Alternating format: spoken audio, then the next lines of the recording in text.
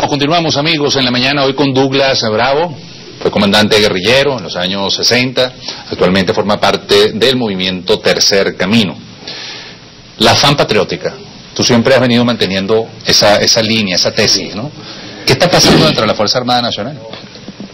Cuando me hiciste la pregunta de por qué sectores de izquierda están en pugna con el gobierno, me faltó responderte de incluir al sector patriótico de la Fuerza Armada y al sector de la teología de la liberación, que son dos sectores importantísimos que ya también empiezan a estar en pugna con el gobierno, y eso es significativo. Eso es casi como una historia en Venezuela, desde aquel cura que el 19 de abril hizo una pequeña seña que significó como un tumulto, como una revuelta popular en la Plaza Mayor, que hoy es la Plaza Bolívar, pasando por el edecán, por el sacerdote que cargaba Ezequiel Zamora, y por los que andaban con Bolívar, y después el padre, creo que Hernández Chapellín se llamaba, de Falcón, que estaba en contacto con Fabricio Ojeda de la Junta Patriótica. Hasta hoy los sectores de la teología están dando una opinión y están conformando tesis extraordinarias, y lo mismo sucede con el sector de la Fuerza Armada. Por ahí está, que está en CD, que ha estado circulando en el mundo entero, una declaración del general Visconti, el hombre que dirigiera el 27 de noviembre. Así es, 27 de Bastan con ver solamente ese pedazo de él. Ahí aparece un sacerdote, aparezco yo, pero las posiciones del general Visconti revelan una posición firme de un sector patriótico de la Fuerza Armada. Douglas, fíjate, yo quiero citar esto y por favor que el señor director me ayude en esta cita, en una entrevista que te hacen en La Razón, al colega Fernando Olivares, y tú le dices: en la FAN, como en los sectores campesinos, profesionales, obreros, se dan pasos de entendimiento para conformar una especie de junta patriótica que sea a su vez la expresión de un plan político para reorganizar a Venezuela.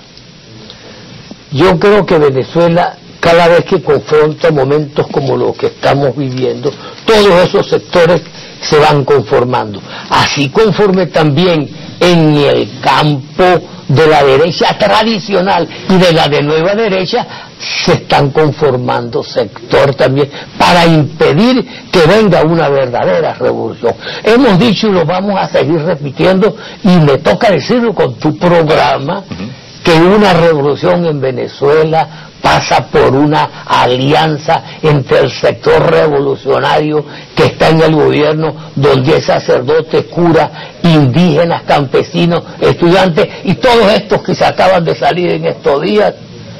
Ese sector patriótico va en alianza contra el sector derechista, que también está en alianza y que hacen fuerzas combinadas, y no es de extrañar que ya estén conformándose en el sector derechista del gobierno y el clásico derechista nuevas alianzas y nuevos entendimientos. Por eso es que tú dices aquí en esta entrevista, que sigo citando del domingo 31 de enero, Douglas Bravo en La Razón dice: se avecina una verdadera revolución. Que esa es la verdadera, no la que se está haciendo ahorita. La revolución de los sectores revolucionarios, obreros, campesinos, militares, estudiantes, indígenas, que están en el gobierno y que son, te digo, un 80% con los revolucionarios que no estamos en el gobierno, y que lentamente se van produciendo unas alianzas. ¿Y tú no temes que por decir esto, por ejemplo, hoy puedas ser detenido? Puedas ir preso. ¿A ti te respetan dentro del proceso revolucionario o dentro del actual gobierno? Bueno, yo creo que el respeto del gobierno hacia ti, hacia mí o hacia cualquier persona tiene sus límites. Y el gobierno ha procedido a avanzar en la represión obrera en primer lugar, estudiantil también, por una razón muy elemental. va entrando en crisis el gobierno. Douglas, tengo segundos. ¿Por qué tú hablas de una huelga? De una huelga general. ¿Qué elementos hay? Eso no genera desestabilización. Te pueden llamar también desestabilizador. Mira, y las reivindicaciones de los obreros. ¿Por qué no hay una ley del trabajo que fue ofrecida en plena campaña electoral por los que están en el gobierno? ¿Por qué hay desmejoría de los obreros? ¿Por qué en Guayana protestan? ¿Por qué los obreros del petróleo protestan que en 11 años no se haya elaborado una ley del trabajo que realmente favorezca a los obreros? Y si es verdad que se está hablando de autogestión y de gobierno revolucionario y del gobierno marxista, deberían ser los obreros los primeros gobernantes. Ese es el problema de fondo.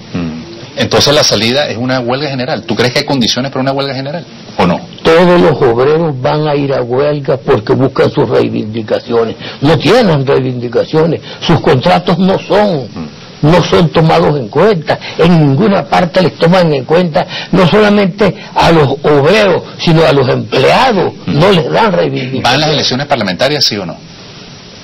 Mira, es muy difícil decir si van, porque yo creo que se manejan varias tesis. La tesis de posponerla por buscar una constituyente, que no sería sino una manera de prolongar el proceso, porque las encuestas dan derrota del gobierno, y la mayoría en este caso no es la derecha clásica esa. La mayoría no es la derecha del gobierno, la mayoría son los que le dicen no a los dos. No al pasado, no al presente, futuro. El futuro es de otra generación. Gracias, Douglas, por venir. Douglas Bravo con nosotros aquí en La Mañana.